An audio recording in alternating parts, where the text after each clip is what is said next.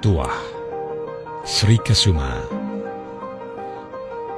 Dulu aku pilu melihat Iriana berbaju. Terlalu sederhana. Seolah ia adalah orang yang baru keluar dari kepapaan saja. Tak malukah Iriana tampil begitu di tengah gemerlap sosialita ibu kota? Tapi Iriana nampaknya tenang-tenang saja. Tersenyum manis saja ketika sesekali muncul di televisi sebagai pendamping gubernur DKI. Hanya sebentar Iriana bersibuk diri di DKI.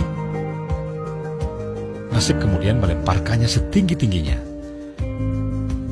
Menjadi first lady di negeri maha luas ini. Maka kulambungkan harapan. Iriana akan tampil lebih berkelas. Layaknya istri orang nomor 1.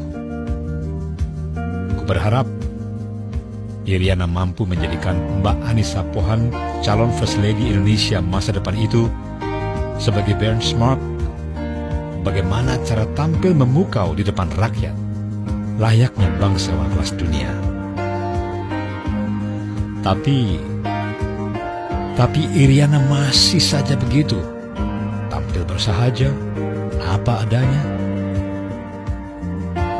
Pelitkah lakinya ke Iriana, sehingga Iriana tak ada uang untuk menggelapkan diri? Aku jadi menduga-duga. Karena banyak juga kan laki yang maha pelit ke istri, tapi maha royal ke anak.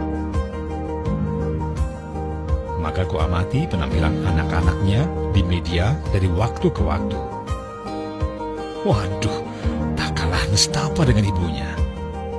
Bagaikan rakyat kebanyakan saja. Begitu bersahaja. Hanya yang bontot, yang agak sedikit peduli penampilan. Itu pun masih belum bisa disebut maksimal. Rupanya kesederhanaan memang sudah mendarah daging di keluarga Iriana. 4 tahun lebih bersentuhan dengan istana, First Lady bernama Iriana tetap tak banyak berubah. Tetap tak berjejak gemerlap.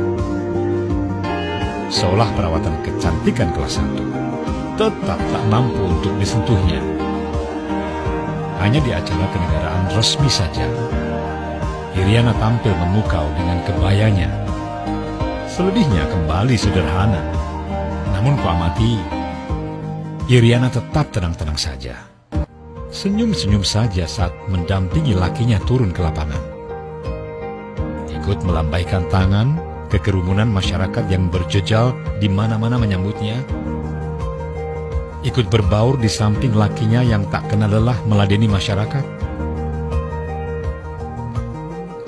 Iriana ikut larut di situ, membiarkan waktunya dan lakinya habis bersama rakyat. Berpanas-panas, kadang berhujan dalam balutan baju biasa, tak berbeda jauh dengan rakyatnya.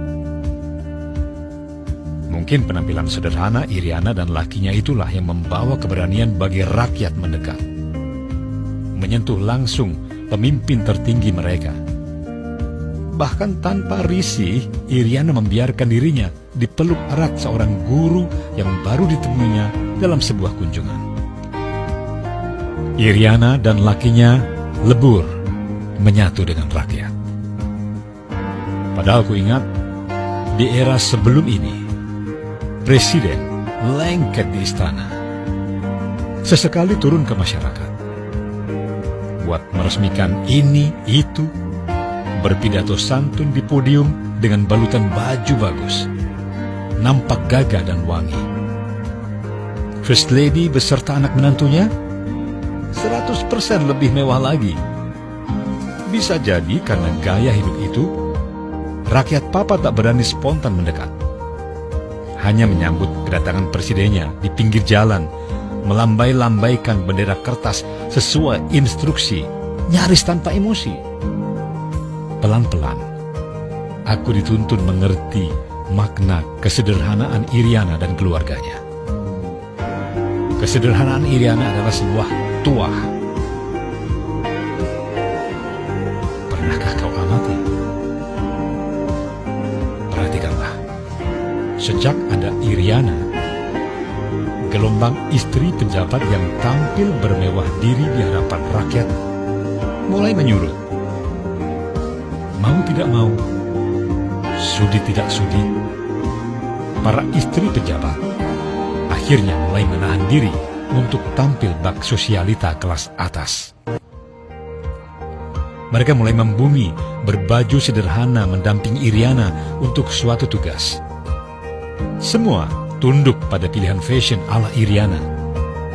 Sederhana, yang penting bersih dan rapi. Maka mulai lenyaplah gaya istri pejabat bermewah-mewah dengan tas seharga 1-2 rumah rakyat, kacamata hitam brand terkenal, raib entah kemana.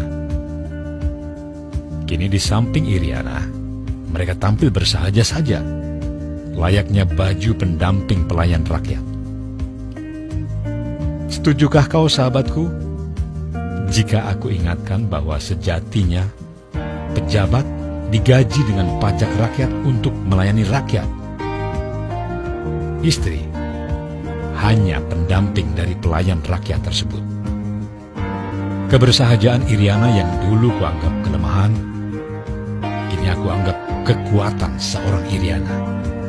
Aku mulai paham tuah fashionmu, ibu negaraku. Dirimu adalah perempuan kukuh di tengah berjuta godaan duniawi. Kalau kau mampu sebenarnya bermewah diri, kau istri pengusaha sukses sebelum menjejak istana. Tapi kau memilih jalan sepi tanpa gemerlap. Berpuasa, menahan diri dengan mencicipi dunia sekadarnya saja. Akibat pilihan hidupmu itu, para penyogok, penyuap yang lazim berkeliaran mendekati orang puncak istana, kini tak berani lagi mendekatimu. Itulah tuahmu.